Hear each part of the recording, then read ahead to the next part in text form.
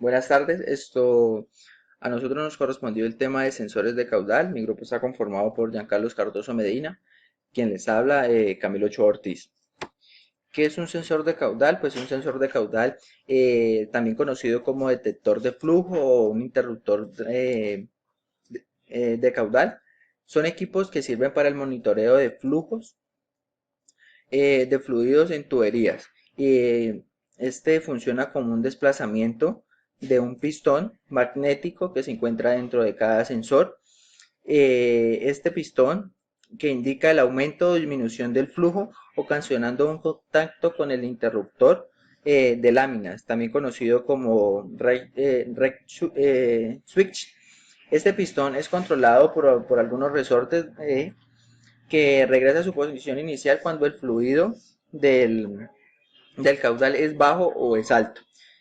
Los sensores de flujo ofrecen una elección de productos muy diferentes y para diferentes tipos de aplicaciones.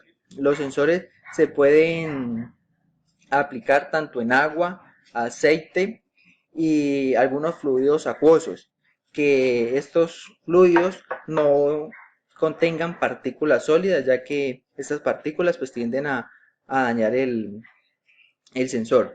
Esos sensores se pueden ajustar a una sensibilidad para el flujo a detectarse, si el flujo es bajo o si el flujo es muy alto, determinando un punto del caudal en el que el sensor será activado. Esta es la sensibilidad de nuestros sensores y se produce una gran variedad de sensores que atienden, existe una gran variedad de sensores que pueden atender tanto caudales bajos como caudales altos, como ya lo había mencionado.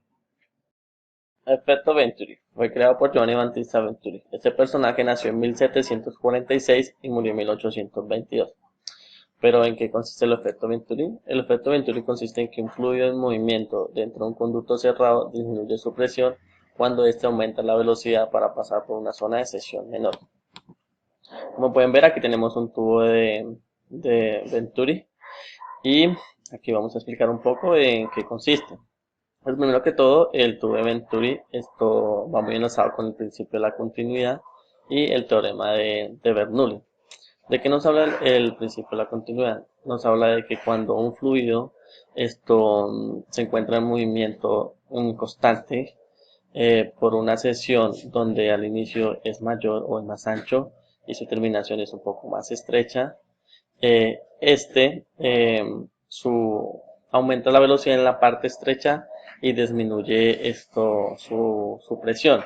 Entonces, en la parte donde nos habla de que, como pueden ver, el área del caudal 1 es mayor a del área de caudal 2. Esto conlleva el principio de la continuidad, ya que el principio de la continuidad nos dice que esto, a mayor área, menor velocidad. O se puede explicar de esta forma, que el área por la velocidad del primer caudal va a ser igual al área por la velocidad del segundo caudal. Entonces, si analizamos esta fórmula, nos podemos dar cuenta de que a mayor velocidad, menor área, como aparece en la imagen. Y también lo enlazamos con el teorema de Bernoulli. El teorema de Bernoulli está enlazado con esta fórmula que se encuentra en la parte de acá. ¿Qué nos dice esta fórmula? Nos dice que la presión 1 más un medio la densidad por la velocidad al cuadrado del primer caudal más la densidad por la gravedad y la altura 1 del primer caudal va a ser igual a la presión 2 más un medio la densidad por la velocidad al cuadrado más la densidad por la gravedad de la altura 2 del segundo caudal. Entonces, analizando esto, vamos a decir que, bueno, vamos a eliminar esta parte con esta parte y nos quedaría esta fórmula. Y ahí podemos analizar o explicar de esta manera de que, bueno, suponiendo que esta es la velocidad 2, y si yo aumentara la velocidad 2 para que se mantenga esta igualdad, tendría que disminuir la presión 2 como se muestra o bueno, como se puede analizar con la fórmula. Pero al disminuir la presión, estos dos en el extremo menor de dicho tubo, el tubo de Venturi, disminuye la presión atmosférica.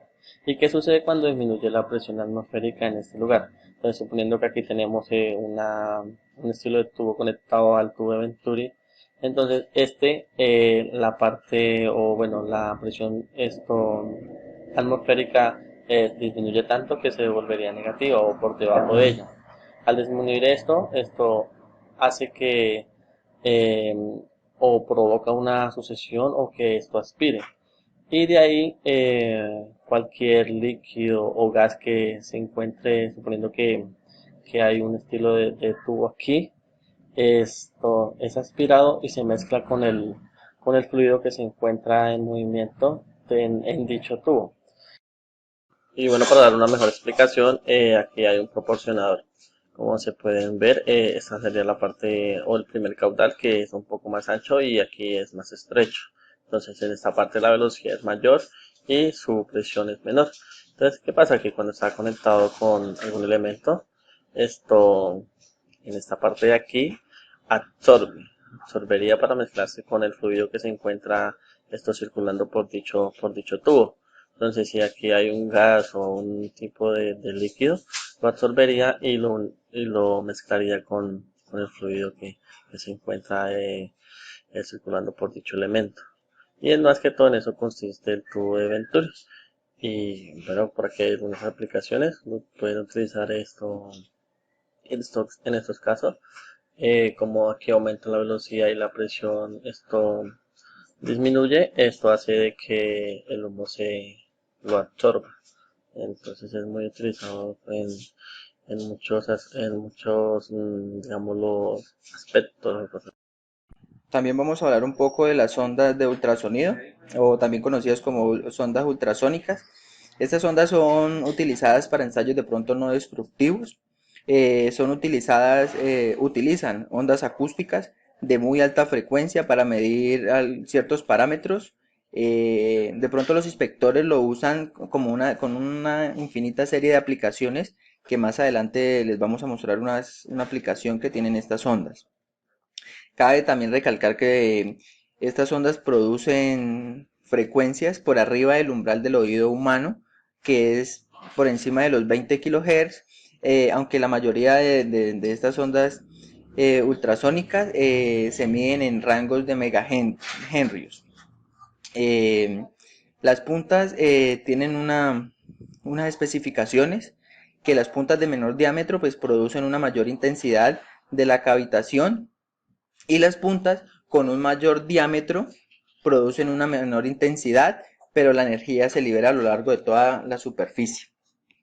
También existen algunos tipos de sondas ultrasónicas. La primera es esta sonda dual, que la característica de esta sonda dual es que uno de estos dos receptores sirve para emitir las ondas acústicas y el otro nos brinda un receptor. Las principales aplicaciones de esta sonda son el control de sobreposiciones de soldadura, la detección de porosidades, de grietas y aplicaciones para altas temperaturas. También encontramos lo que es la soldadura de contacto, que es esta de acá, o palpador, también se le dice. Sus principales aplicaciones es la detección de efectos de medición de espesores, la detección de inspección de láminas, de palquillas, barras y otros componentes metálicos y no metálicos. También sirve para la medición de velocidades. Encontramos también lo que es la sonda asa angular, que es esta que encontramos acá. Eh, Esta es un monoelemento y es usada como suela o zapata, también conocida. Es utilizada para controlar la integridad de las soldaduras, ya que la inspección de dicha soldadura requiere focalizar ondas acústicas en un ángulo muy preciso. Y por último encontramos una sonda que es la sonda acuática. Esta sonda acuática o de inmersión son utilizadas frecuentemente para procesos o líneas de producción para analizar piezas que se están desplazando. Otras de las principales características de esta sonda son el análisis de materiales y mediciones de velocidad dentro del agua, ya que son sumergibles, el análisis de transmisión directa, la medición de espesor de línea de producción, la detección de defectos a altas velocidades. Una de las aplicaciones de las ondas ultrasónicas en el caso de la medicina es que con ella podemos medir el flujo sanguíneo del cuerpo o el corazón, como se puede ver en la imagen. También se puede medir la velocidad, la dirección del movimiento, e incluso se puede observar a través de imágenes codificadas dicho fenómeno. ¿Esto a qué se debe? Se debe a que eso contiene un Doppler a color y también un Doppler ultrasónico. Pero ¿con qué objetivo se hace esto? Se hace con el objetivo de determinar si existe algún tipo de acumulación de placas en las arterias carótidas que pueden llegar a bloquear el flujo de sangre que va hacia el cerebro. Muchas gracias.